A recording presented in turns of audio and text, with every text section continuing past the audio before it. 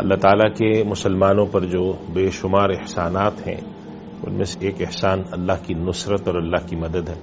اللہ تعالیٰ نے اپنی نصرت اور مدد کا وعدہ فرمایا ہے مسلمانوں سے، اور ارشاد فرمایا کہ ایمان والو اگر تم اللہ کی مدد کرو گے تو وہ تمہاری مدد کرے گا۔ یا ایھا الذین آمنوا ان تنصروا اللہ ینصرکم ویثبت اقدامکم، اور تمہارے قدموں کو جما کے رکھے گا مضبوطی سے، اور اب ایک جگہ ثابت قدمی نصیب فرمائے گا۔ یہ آیت اور یہ گفتگو میں اس پس منظر میں کر رہا ہوں کہ ہم سب جانتے ہیں کہ ابھی کچھ دنوں پہلے ہی پاکستان کی اور انڈیا کی ایک جھڑپ ہوئی ہے، جس کو ایک چھوٹی سی جنگ کہا جائے اور جہاد کی شکل کہا جائے تو اس میں کوئی مبالغہ نہیں ہوگا۔ اور ہم سب جانتے ہیں کہ اس پورے خطے میں بہت عرصے سے بھارت کی طرف سے اس طرح کی کوششیں کی جاتی ہیں کہ گویا کہ وہ ایک استعماری طاقت ہو۔ چنانچہ آپ یہ جانتے ہیں کہ جتنے بھی ان کے پڑوسی ہیں بھارت کے، وہ سب کے سب کسی نہ کسی شکل میں ان کے ساتھ نالا ہیں۔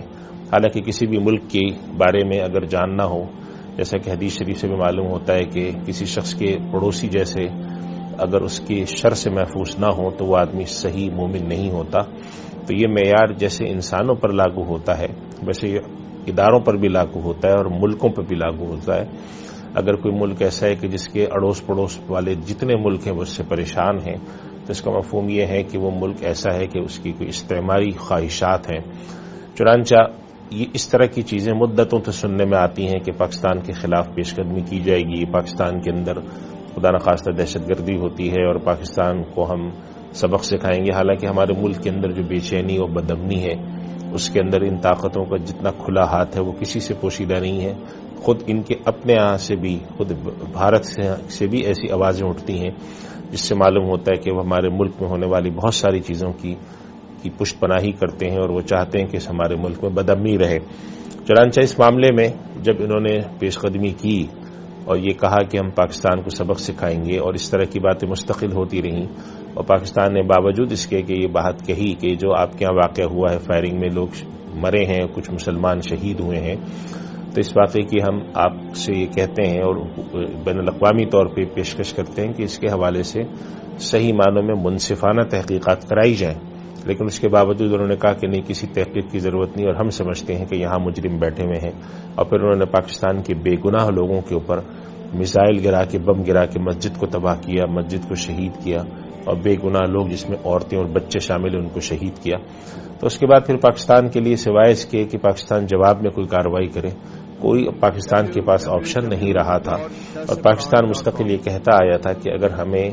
دیوار سے لگانے کی کوشش کی گئی تو ایسا نہیں ہوگا کہ ہم بآسانی اپنے پہ ہونے والے ظلم کو برداشت کریں، ہماری طرف سے رد عمل آئے گا، اور پھر وہ رد عمل اپنی انتہا کی حیثیت سے آئے گا۔ اللہ تعالیٰ نے اس طرح کا ایک واقعہ پیش آیا اور اللہ تعالیٰ نے اس کے نتیجے میں ہمارے ہاں جو 2-3 چیزیں عطا فرمائی ہیں اس پر ہمیں شکر گزار ہونا چاہیے۔ پہلی چیز تو یہ کہ اللہ تعالیٰ نے اس کے اندر اخلاقی طور پہ اور جنگی طور پہ ایک برتری نصیب فرمائی، اور اس کی شہادت باہر سے لوگوں نے بھی دی کہ جیسا توقع کی جا رہی تھی ان لوگوں کی طرف سے کہ ہم آئیں گے اور ایسا کر دیں گے، ملک کے اندر گھس جائیں گے، اور جیسا ان کی میڈیا پہ تشہیر ہوئی کہ تقریباً آدھا ملک جو ہے وہ قبضے میں آ چکا ہے، تو اس کے بالکل برخلاف ان کے سامنے چیز گئی، اور بلکہ ان کو پسپا ہونا پڑا، ان کے جہازوں کو گرنا پڑا، اور ہمارے یہاں سے جن حضرات نے جا کر بے جگری کے ساتھ لڑائی کی اس کے نتیجے میں ان کو کافی نقصان پہنچا۔ دوسری بات یہ ہے کہ اللہ تعالیٰ نے مسلمانوں کو جس طرح کی قوت اور شہادت کا جذبہ دیا ہے اس کے نتیجے میں ہمارے یہاں سے لوگوں نے جس طرح کے تصاویر میں آیا کہ انہوں نے جانے سے پہلے اپنا الوداعی پیغام یہ لکھا، جس کے اندر لکھا کہ ہم اگر وہاں جا کر اس کارروائی کے اندر دنیا سے چلے جاتے ہیں تو ہم شہید ہیں، اور اگر کامیاب لوٹتے ہیں تو ہم غازی ہیں۔ تو یہ ایک جذبہ۔ اور تیسری بڑی نعمت اللہ تعالیٰ نے کہ ہمارے ملک کے اندر تمام طبقات میں جو بہت مدتوں سے بسا اوقات اختلافات کی وجہ سے ایک دوسرے کے خلاف دل میں کدورتیں ہوتی ہیں اور سب ختم نظر آئیں اور سب متحد نظر آئے، تو یہ ساری نعمتیں ہیں۔ اور آخری جو سب سے اہم بات ہے کہ اللہ تعالیٰ نے اس چیز سے مدد فرمائی جو کہ اللہ تعالیٰ نے وعدہ کر رکھا ہے کہ اللہ تعالیٰ مسلمانوں کی مدد فرماتا ہے بسا اوقات روب کے ذریعے، اور روب ایسا ہوتا ہے کہ جب لوگوں کے اوپر اس معاملے کی دھاک بیٹھتی ہے کہ جن کے خلاف ہم نے کارروائی کی ہے وہ اتنے نہتے، اتنے کمزور ایسے نہیں ہیں کہ وہ ہماری کارروائی کے خلاف کھڑے نہ ہو سکیں، بلکہ اتنے بڑے ملک کے جب وہ لگام ڈال سکتے ہیں تو پھر کوئی اور ملک بھی اگر پیش قدمی کرے گا تو وہ اس کے حوالے سے پیش قدمی کر سکتے ہیں. تو اس وجہ سے سارے لوگ مبارکباد کے مستحق ہیں. پاکستان کی تینوں افواج جو ہیں، بری، بحری اور زمینی فوجی، مستحق ہیں. حکومت کا جو صحیح معنوں میں اقدام ہے وہ بھی قابل تعریف ہے. لوگوں کی طرف سے جو باتیں کی گئی ہیں اور لوگوں نے حمایت کی ہے وہ بھی قابل تعریف ہے. یہ جذبہ بھی قابل تعریف ہے. اور جن لوگوں نے جا کر جواں مردی کے ساتھ، بے جگری کے ساتھ لڑا، ان کو اللہ تعالیٰ اجر عظیم عطا فرمائے. جو دنیا سے چلے گئے، ہمارے بہت سارے فوجی ساتھی، ہمارے اسکواڈرن لیڈر بھی شہید ہوئے ہیں. اللہ تعالیٰ ان سب کے مراتب بلند کرے اور ہمارے دل میں یہ بات پیدا کرے کہ اللہ کی طرف لوٹنے میں اور اللہ کی طرف رجوع کرنے میں ہی ساری بہتری اور فضیلت ہے. اور اللہ تعالیٰ ہمارے ملک کو ہمیشہ قائم و دائم رکھے، اس کے اندرونی اور بیرونی دشمنوں سے ہمیں محفوظ رکھے، اور اپنے نبی صلی اللہ علیہ وسلم اور ان پر ایمان لانے والوں کو اللہ تعالیٰ ہمیشہ نصرت اور غلبہ عطا فرمائے.